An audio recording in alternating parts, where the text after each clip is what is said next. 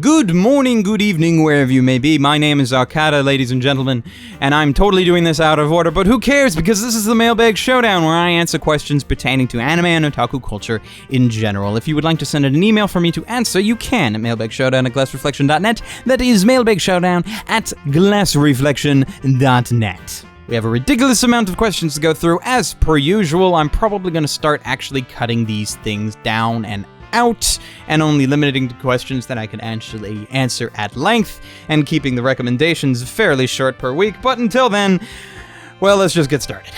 How long have you been collecting anime? Not watching anime, but buying and started collecting. And since we're on the subject, what was the first anime you bought? Mine was Fullmetal Alchemist, Conqueror of Shambhala. You know, because you might have been curious about my life. I've noticed that music turns out to be a huge selling point for you in anime, so would you keep watching a crap show if it had amazing music? Okay, first question, how long have I been collecting anime? Well, I bought my first anime on DVD back in grade 9 of high school, so that would have been 4 years of high school, 1 year off, and 3 years of university, making it 8 years ago. And I have since amassed somewhere, close to 500 to 600 individual DVDs. Now, this is including a lot of box sets that have like 6 discs each, and so on and so forth. I really need to do a recount, because it's been a year since my last actual count, and I have bought quite a bit since then.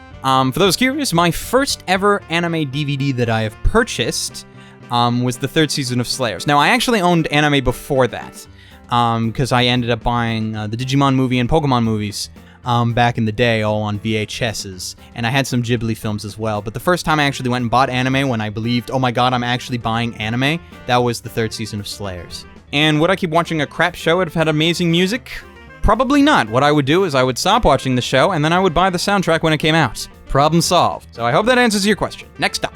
Hey Arcada, I was wondering if you could maybe make a list of all the anime in your collection. You don't have to rank them from best to worst, but it would be appreciated if you can say these shows are amazing, these are really good, and these are okay if you want to kill some time. The list would also help people who want to send you anime, but not send you an anime that you already own. Okay, my thing about this is, like, if I was to just list out everything I owned and tell you, okay, all this is amazing, all this is pretty good, and all this is crap, well then what's the point of watching my reviews? That's the thing that I always hate when it comes to written reviews, is when people just scroll down to the end and see what the final verdict is, because then they don't read the review.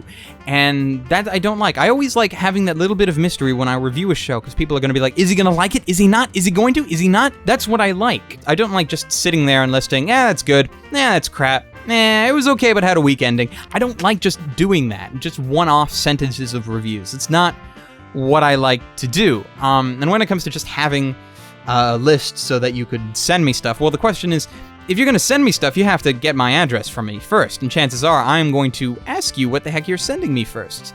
Generally because, yeah, I want to make sure that you don't send me something I already have. So you just ask me. Like, if you want to say, ooh, I want to send it to you for a surprise, well, just don't send it for a surprise. Just let me know what you're going to send me if you're going to send me something. So yeah, next up. Hey Arcada, would you consider doing a top list for studios, either animation, dubbing, or both? Would you consider streaming or making a series of videos on your real-time reactions to a movie or short OVA? Would you consider selling personalized merchandise? And in your opinion, is there such a thing as being too old for anime? Okay, well, first up, a top list for studios, either animation, dubbing, or both. No, because everybody has their own pluses or minuses.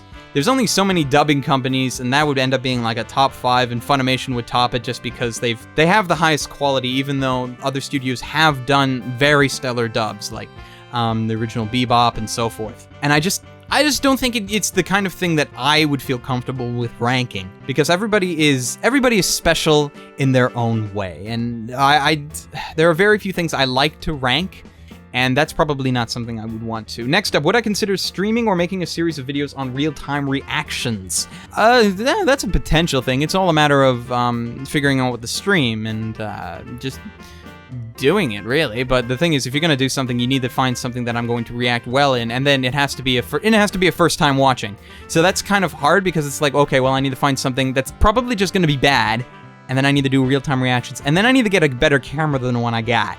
and then I need to actually find a time, and then I need to let people know. It's a real organizational thing that I don't know if I ever will have time for, but it's a nice idea. Would I consider personalized merchandise? That's actually happened in the past. D2 actually had a store when Decides was still running, and I had a couple of items in there that I made myself.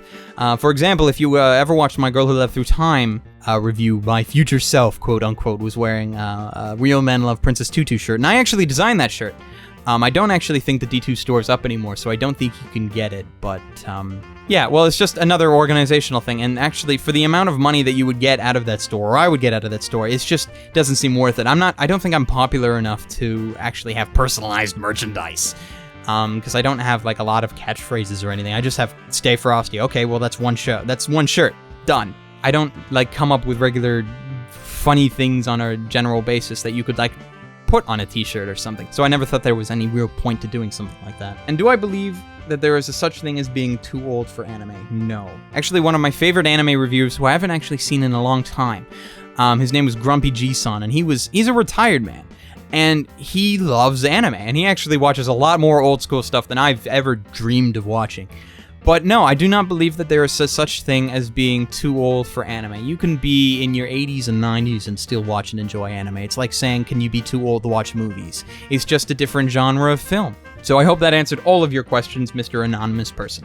Next up, Dear Arcata, how are you? I am very well, thank you. My question is, what do you think of Monica Rial? I asked this because I was on a podcast recently and I was the only person who could say something good about Monica Rial. Seriously? Wow, you need to find better friends, man. Okay, like, seriously, like, I'm not gonna say that Monica Rial is, like, the best voice actress ever, but if you're the only person in a group of people that can find anything good to say about her, I have to question what the hell is wrong with the other people. Unless we're talking about someone different. Like, I'm thinking about the Monica Rial that's also Misuzu, Hyatt, Renge, Momoka, Tsubaki.